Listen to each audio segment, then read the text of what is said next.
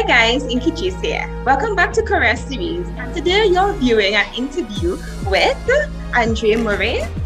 Welcome. Hi. Welcome. So, can you tell us a little bit about you? Well, I am a recent graduate from Costa with my bachelor's in mass communications. I also have an associate degree in journalism and public relations. I'm currently a junior journalist at the Communications Network, where I write news, I produce news, and I go out in the field and report news, for the general audience. Can you tell us, what qualities for those who want to know make a good journalist?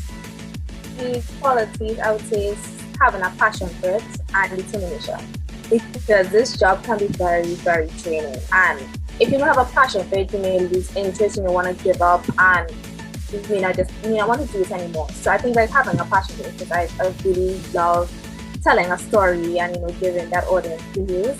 So I think on the tough days, it still makes me feel like even though today I didn't get a story or something like that, I still am motivated to try again tomorrow. So you have to have a real passion for this, because not every day is going to be as good. What exactly inspired you to go that path? Well, it started when I was about 6 years old. I moved in with my grandmother, and previously, when I can remember, from 4 to 5, all I had was just cartoons from 7 o'clock, the time news shows. So I didn't really pay attention to news. So when I moved in with my grandmother, it was different. She didn't play news 7 o'clock on the dot. Everybody had to sit down and watch it. But Golden Beautiful had to go on first. So you had to sit down and watch Golden Beautiful, then watch the news. So I was like, what is this? I would sit down and I see someone just sit down on a table and telling me what's happening in the Trinidad Tobago. And I'm like, people get paid to do this. I like, I'm so astounded. I was like, and then they would fast forward to a journalist on the field and they're interviewing people. I'm like, this is so cool. And ever since then, I would sit down with my grandmother voluntarily and watch news. I always found it exciting. I was like, this is so cool. I want to do this. I want to tell everybody the news. And I would pretend as a news reporter, and I would tell my siblings, if you know what happened today in school, and I would pretend like a big journalist in my house or anything. I was like, Mom would be like, you don't be a lawyer, you don't be a doctor. And I'm like, no. She's like, you're in secondary school, you have options, what about sciences, what about business? I was like, no. Every time, no. I'm like, I will be a journalist. I will be a journalist. I've always wanted to be a journalist. It has never, I hear passion. Yeah, because does one have to go through what process? Well, I was confused as well. When I was in secondary school, I didn't know what to do to become a journalist. So it was tricky. And then while I was in Form 5, we had a career day. And we went to different colleges and they was talking about the stuff they have. And at the career day was Costa. And they spoke on, they have a journalism program. And I was just like, whoa, because I've always thought that I had to go to uni or go to a foreign country to do that, because I didn't really know how to get stable. And with that being I wanted to go to a foreign country, I know how to be Form 6. So I thought after Form 5, Form 6. So then when I spoke with the representative at Costa in that career fair, he was like, you don't actually need to be Form 6. You can come immediately with your CXC passes once you have math and English, and you can come in and enter and you can start the journalism part. So I was like, right, that finished Form 5 and I went straight to Costa, and then I sat down with the advisor and I just thought it was like a journalism degree, and he was like, actually have a bachelor's in mass communications. And I was just like, what is that? He was like, that is a bigger majority. That is journalism, public relations, marketing, music, entertainment. It's everything in one. It's about communication. It's about any form of communication. So it's like, with the bachelor's, you'll be able to do journalism, but you'll also get to learn about the whole aspect that makes news. And I was like, I don't mind doing that at all. So I entered to Costa and did my journalism and PR, which was phenomenal. It taught me so many things. And when I attended Costa, they provided an internship, and that was amazing because you get to go on the field, work with journalists, work with public relations officers, and they are teaching you and helping you in those few months. So I was really thankful for that opportunity from the school. I know that there are other options, as I said, there is Julie. They provide I believe it'll be in mass communication, and they have a journalism school, but it's in Jamaica. I don't know if it's in Trinidad as yet, but I know it has one in Jamaica. So that's another option for those who would like to attend university at West Indies. They can also go to Jamaica, but I chose to stick to Trinidad, and I attended CUSAT instead because they have a school, the Ken Gordon School of Journalism, dedicated to mass communication, journalism, graphic designing, and you get to dabble in everything. They want you to experience the entire aspect of media. So that if that's the process someone would like to take, that it has that option, but there's also UE as well. They do provide journalism. What a typical day is like as a journalist? Well, I wake up to about 50 messages in the news group chat. What happened for the day, because news is 24/7. News never stops. When you go to sleep, something is happening. So when you wake up, I get a bunch of messages. My head of news, he has like a agenda of who has to do what, to assign someone to this story, assign someone to that story. So when I reach in the office, it's either to go out in the field, cover a press conference to the government or a protest or something, or I stay in and I look at press releases, because a lot of companies send out a lot of press releases, and we have to now dissect it and make it more newsworthy for the citizens to understand. So I'm staying inside and write up some press release, and well, that would be basically be like a typical either go out in the field and cover a story, or if my head of news also gave us the opportunity to find our own story. He doesn't just want us to just follow what happened in the news or follow that, like find a story. So we have the opportunity to have feature stories. So some feature stories I have done is go to a dragon fruit farm, and I spoke about it and educated people on having dragon fruit in Trinidad.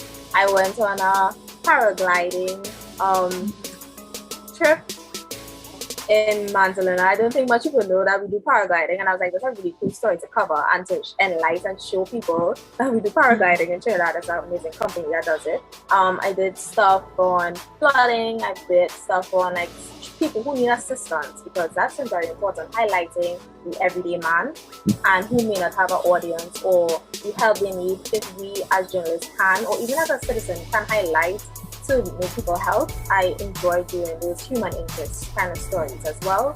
So yeah, typical day, family office, target a story, write the story up or voice the story, present the footage, and it airs on TV. Along the journey, have you ever felt like giving up or a regret for choosing such a major?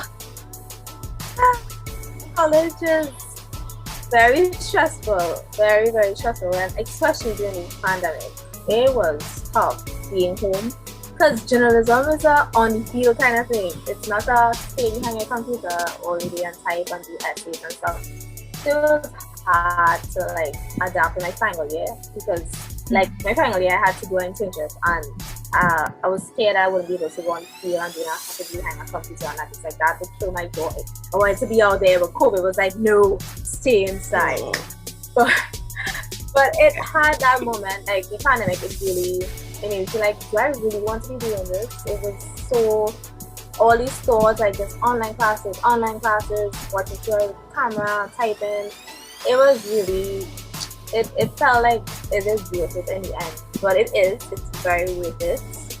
It is. There will be some, as I said before, it will have some down days, but it's very rewarding when you have a passion there. And like my passion like ignited, because I did get my job during the pandemic, and it really brought me out of my shell, because I had to go on the field and be very careful because we're still in a pandemic. But I still got to experience outside and report on things that was happening and still do classes. And it was kind of a balance. It was helpful. But they may bring people down and they can question, is it really worth it in the end? But it is. When you get to, I didn't get to cross the stage, but virtual ceremony, it was rewarding to and you get called out and to collect a diploma, it is rewarding in the end. So I don't think that choosing this major is really amazing. Would you encourage anybody to pursue such a major? It is amazing. Like if you want to be in media, mass communication is the way to do it. Because again, because they make sure you have elements of each. I got to do marketing. I didn't even think I was going to do marketing. I came in for journalism. I ended up doing a marketing course and I ended up loving it. So it had courses. I did a videography course. I learned to hold a camera and paper. It's like I just come to write stories and working the camera. It they give you so many opportunities to expand and open your eyes to more things you may not think you may be able to do. I did a photography class. I Photoshop class. I'm terrible at Photoshopping. I have no idea of editing. We had to do an introduction to digital editing. It is really cool. Like it's simple things, and I was like, whoa, I could do this. I can now edit videos and stuff. And it is an amazing major. I would encourage anyone who wants to be in media.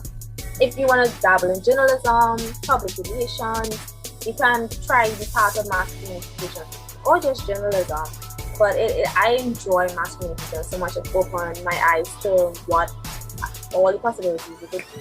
So I really would encourage anyone to also do mass communication. Okay, for us, so what are some of the advantages and disadvantages of pursuing, or should I say, of being a journalist?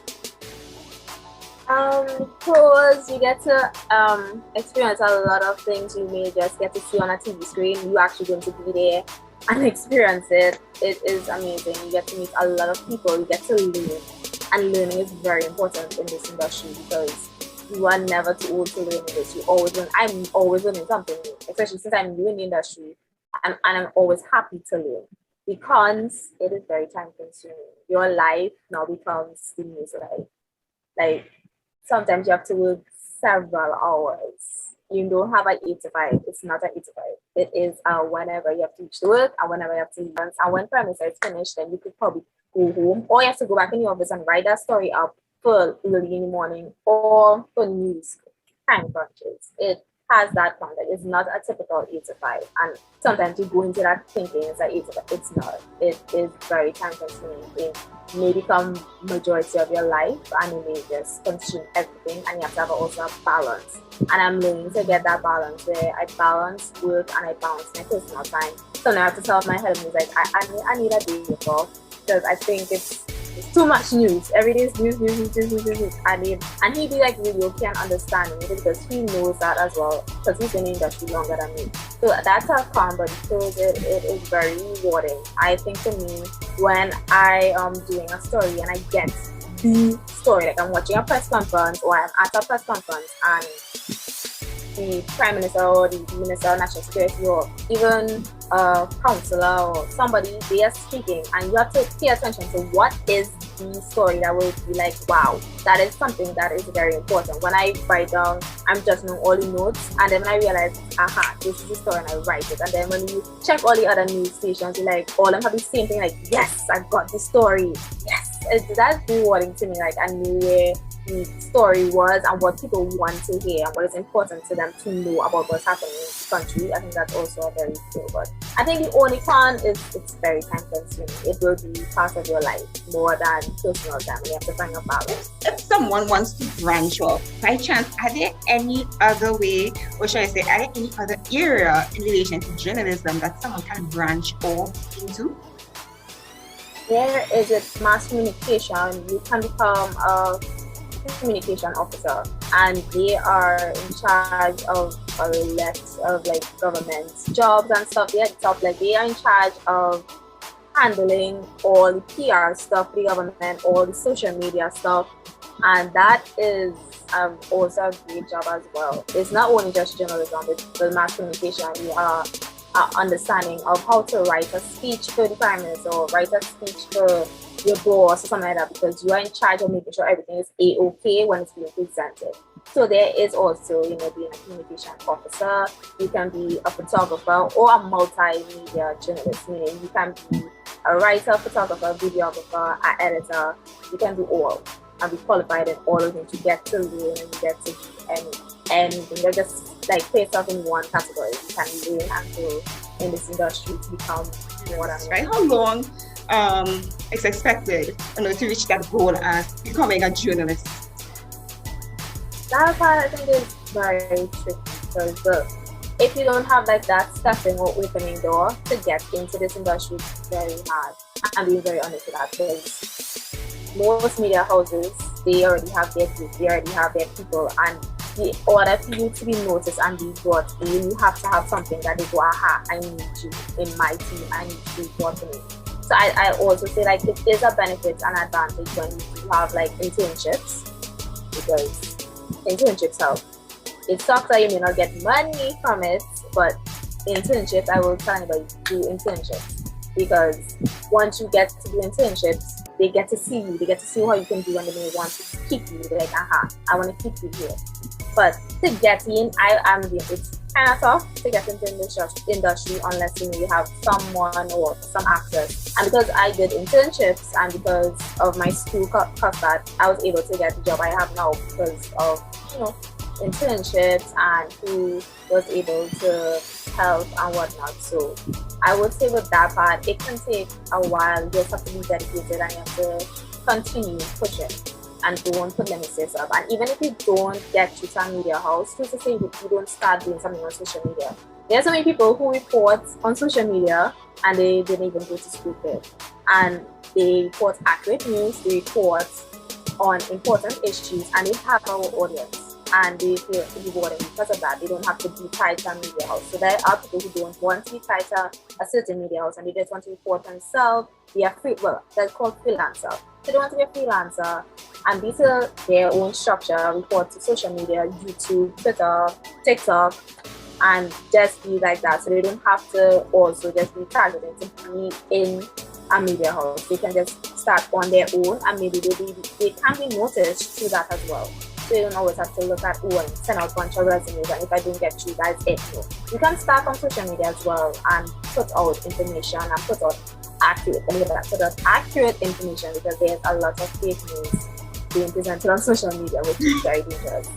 So make sure it is accurate, and I think that also advice would you have for someone who has just started on the journey of becoming a journalist, or should I say, who is still training to become such?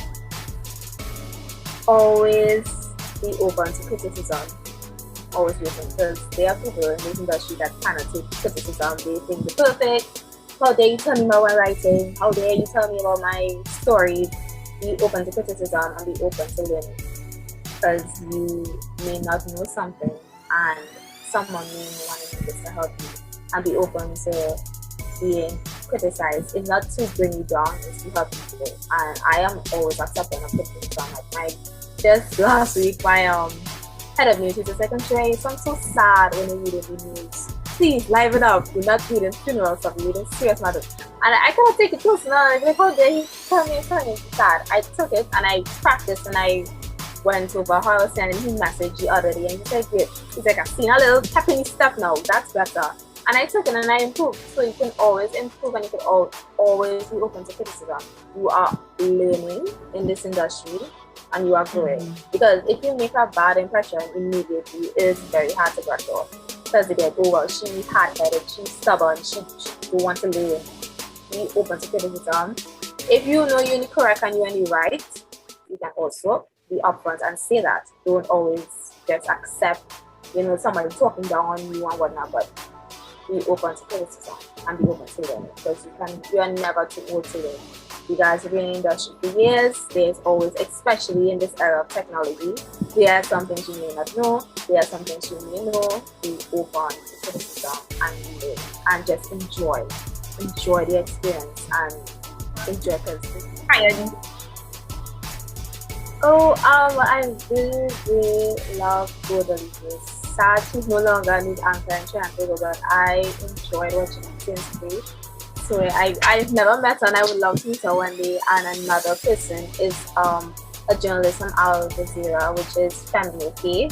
I actually met her through a program, a course is doing in Costa. She was a guest speaker and she's the sweetest person I have ever listened to via Zoom call. She was providing so much knowledge because she's been in the industry for years and she's an international journalist. And she was just speaking to us as students and what to expect in this industry. And I was like, wow.